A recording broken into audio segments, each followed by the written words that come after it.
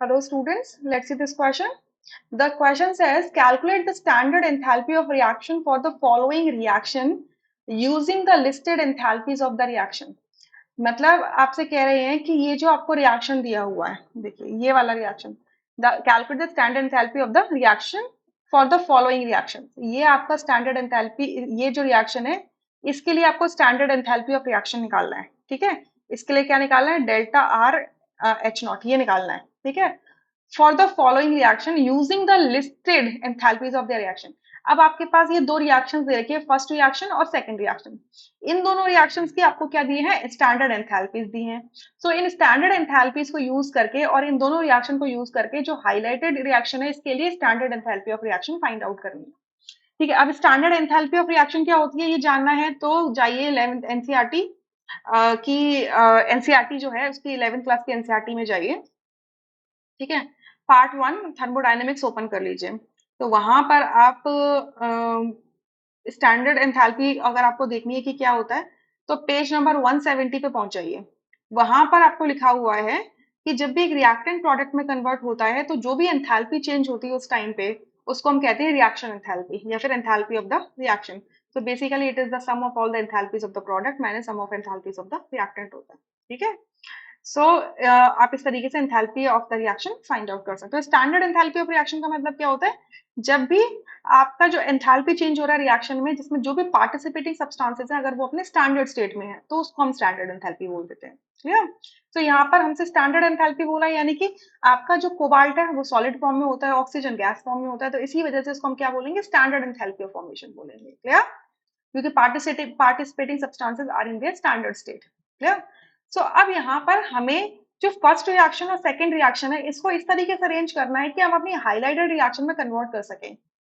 तो इनकी एंथैल्पीज को हम यूज कर लेंगे। तो यहाँ पर बेसिकली हम क्या लगाएंगे, हेसेस, हेस का जो लॉ है, law of constant heat summation, constant heat summation. अब ये भी जानना है तो ये सेम बुक में आप जाइए, मैं बता देती हूँ आपको पेज नंबर, किसमें जाना है, जस्ट अ सेकेंड मैं आपको पेज नंबर मेंशन कर देती हूँ, वहां पे आप जाके पढ़ सकते हो। तो page number 175, so page number 175 पे लिखा हुआ है Hess law of constant heat summation.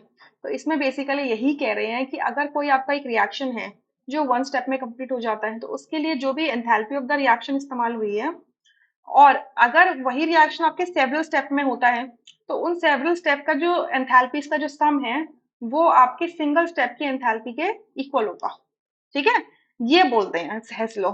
तो हेसलो अगर ये बोलते हैं तो हम हेसलो को अप्लाई करके ये बोल सकते हैं standard enthalpy of the reaction, जो कि मैंने ये लिखा हुआ है इसको फाइंड आउट करना है, it is equals to standard enthalpy of the first reaction plus standard enthalpy of the second reaction.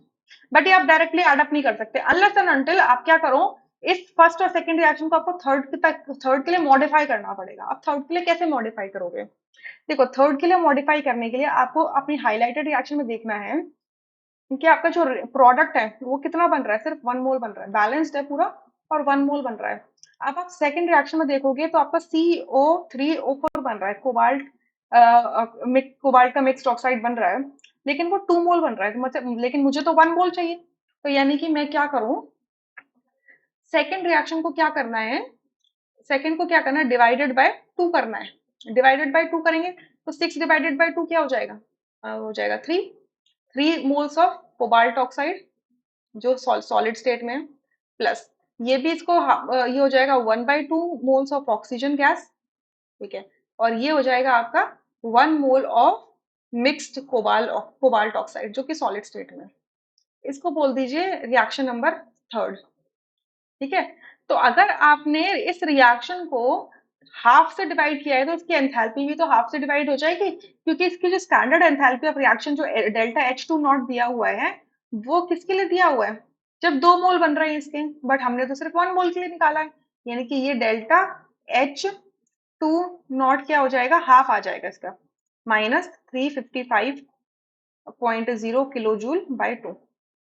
ठीक है, अब देखो नेक्स्ट चीज आपको क्या करनी है, नेक्स्ट चीज आपको क्या करनी है, जस्ट अ सेकेंड।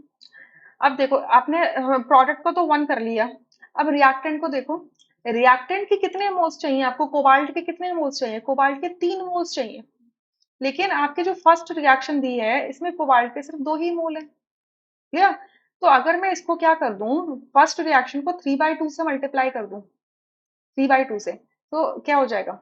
मैं क्या कर रही हूँ, फर्स्ट रिएक्शन को फर्स्ट स्टेप में दिया है उसको मल्टीप्लाई करूंगी किससे, 3/2 से। तो 3/2 से मल्टीप्लाई करूंगी तो 2 × 3/2 क्या हो जाएगा, 3 बचेगा, तो 3 times of cobalt solid plus 3/2 times of oxygen gas giving you 3 times of cobalt monoxide in the solid state. ये बन जाएगा, इसको मैं रिएक्शन नंबर 4 बोल दूं।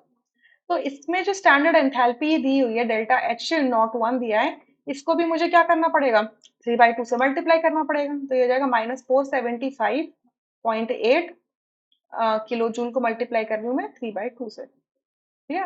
अब इन रिएक्शंस को क्या कर दो, ऐड कर दो। अब इन रिएक्शंस को ऐड करोगे तो देखो क्या आएगा, लेफ्ट हैंड साइड में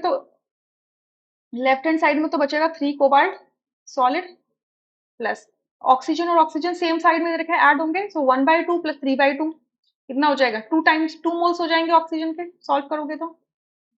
और प्रोडक्ट साइड में आपका क्या बनेगा, CO3 मिक्स्ड कोबाल्ट ऑक्साइड बनेगा। और ये 3 टाइम्स ऑफ COO कैंसिल हो जाएगा इस 3 टाइम्स ऑफ COO से। ठीक है? तो ये आपकी क्या बन जाएगी, फाइनल इक्वेशन, जो कि हमारी हाईलाइटेड है। तो ये delta H, standard enthalpy of reaction क्या हो जाएगा, standard enthalpy reaction of first plus standard enthalpy of second, यही होगा। यानी कि ये वैल्यूज यहाँ पर क्या कर दो, पुट कर दो। तो ये हो जाएगा -475.8 into 3/2 minus times of 355.0 divided by 2। ठीक है? तो हम इसको करेंगे solve.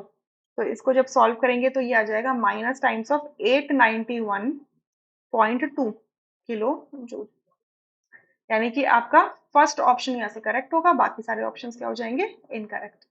I hope you understood this question really very well. Thank you.